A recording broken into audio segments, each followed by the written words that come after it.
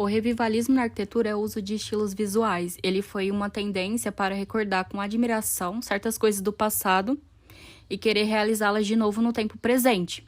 Ou seja, é um resgate de tradições dos tempos passados, combinando com técnicas de construção e amenidades modernas, como estacionamentos, elevadores e etc.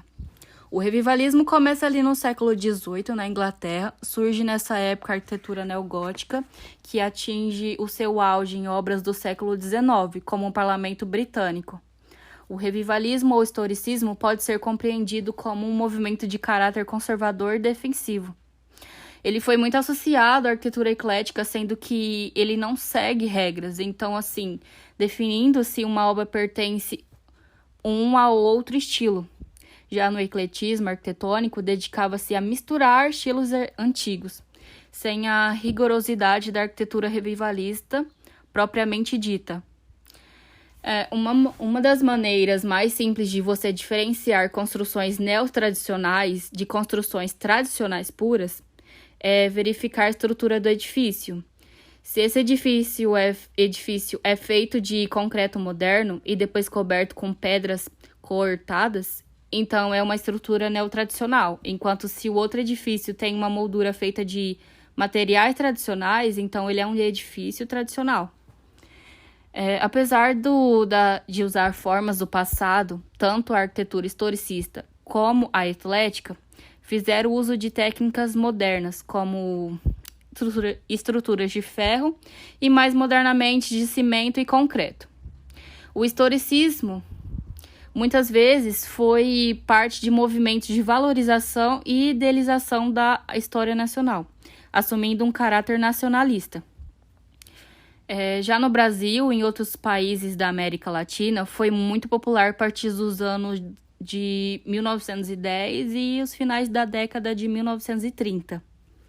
O estilo neocolonial, que recriava os estilos vigentes durante a colonização.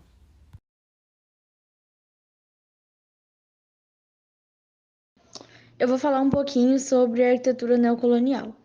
O neocolonial ele foi um movimento que se propunha resgatar a arquitetura e os motivos decorativos da época colonial na arquitetura contemporânea.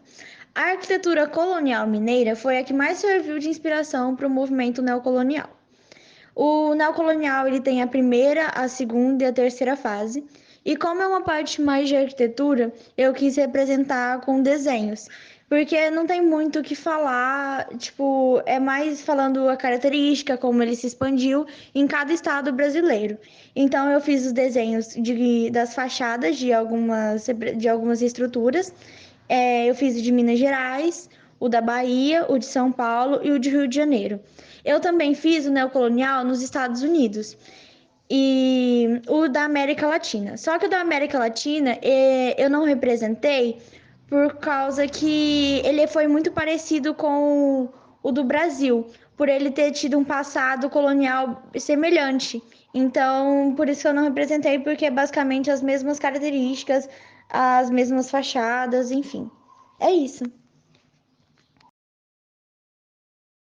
Em Recife, de 1920 até 1930, ocorreu uma disputa entre grupos intelectuais. Entre esses haviam os regionalistas, pessoas que defendiam os valores da chamada arquitetura tradicional brasileira.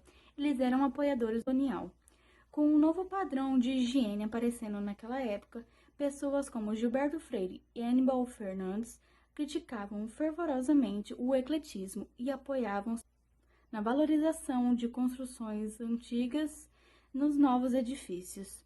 Ambos propunham de usar na arquitetura as tradições locais ao invés de simplesmente copiar o estilo que era trazido do exterior, fazendo aqui assim com que cada região tivesse uma característica própria, fazendo assim a arquitetura funcional e não somente copiada. Dessa forma, a arquitetura neocolonial distribuiu-se tanto pelas áreas centrais quanto pelo subúrbio, modificando o interior e o exterior das construções.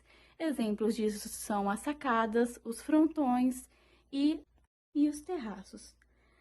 Exemplos dessa arquitetura são os pavilhões do Hospital de Tamarineira, o Hospital Oswaldo Cruz e a nova sede da Biblioteca Pública do Estado, hoje sendo a sede do Arquivo Público. Essa é a arquitetura neocolonial de Recife.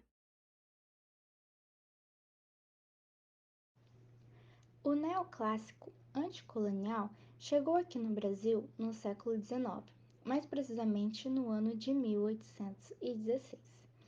E eles trouxeram a missão francesa, onde o objetivo era trazer um novo clássico e quebrar o estilo colonial aqui do Brasil. Então eles fizeram manifestações artísticas culturais, que eram as obras arquitetônicas, as obras literárias e as esculturas. E com isso surgiu uma reação contra o barroco e o rococó, onde eles romperam o exagero e as complexidades, trazendo um estilo mais sóbrio. E eles trouxeram símbolos de autoridade e poder com refinamento estético e a valorização artística. Na figura acima tem a Academia Imperial de Belas Artes do Rio de Janeiro, que foi a primeira obra arquitetônica neoclássica aqui do Brasil.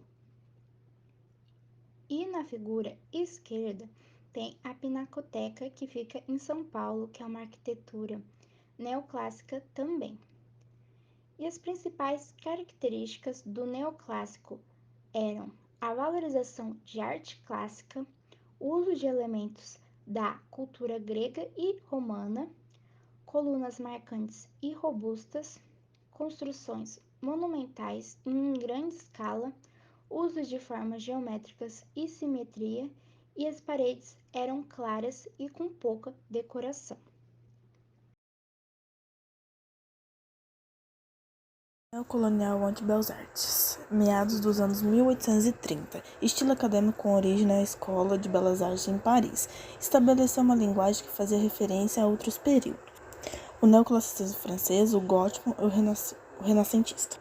Empregou também materiais modernos em suas obras, como o vidro e o ferro. Apesar de ter surgido na França, esse estilo estabeleceu relações com a arquitetura norte-americana. O estilo conhecido como Beaux Arts em inglês atingiu o ápice de seu desenvolvimento durante o Segundo Império, de 1852 a 1870. O estilo de ensino que produziu a arquitetura Beaux Arts continuou sem grandes interrupções até 1968. Ela influenciou fortemente a arquitetura dos Estados Unidos no período de 1880 e 1920, com grande uso de agrafe, na qual a suposta adequação do simbolismo poderia ser levada a extremos literais, a produção de esboços conceituais rápidos, desenhos de apresentação em perspectiva altamente acabados, atenção especial ao programa e detalhamento experiente. Nas características, a decoração dos edifícios Beaux Arts com imagens de duas deusas romanas, Vamona e Diana, o naturalismo das posturas e a rusticação na canalização da cantaria. Os mascarões, masculinos e femininos alternados, decoram as pedras angulares da Prefeitura de São Francisco. Algumas das características da arquitetura: telhado plano, rústico, hierarquia de espaço nobre, janelas arqueadas, portas arqueadas e frontais, detalhes clássicos, simetria, estatura, escultura, murais e mosaico, detalhes arquitetônicos clássicos, sutil policromia. Veio para o Brasil em 1837 através da criação da Comissão de Monumentos Históricos, encabeçada pelo escritor e historiador Prosper Mérimée, e pelo seu grande interesse na Idade Média, originado pela publicação de 1831, do Corcunda de Notre-Dame, por Victor Hugo. A intenção declarada da comissão era agregar à nossa arquitetura um caráter verdadeiramente nacional.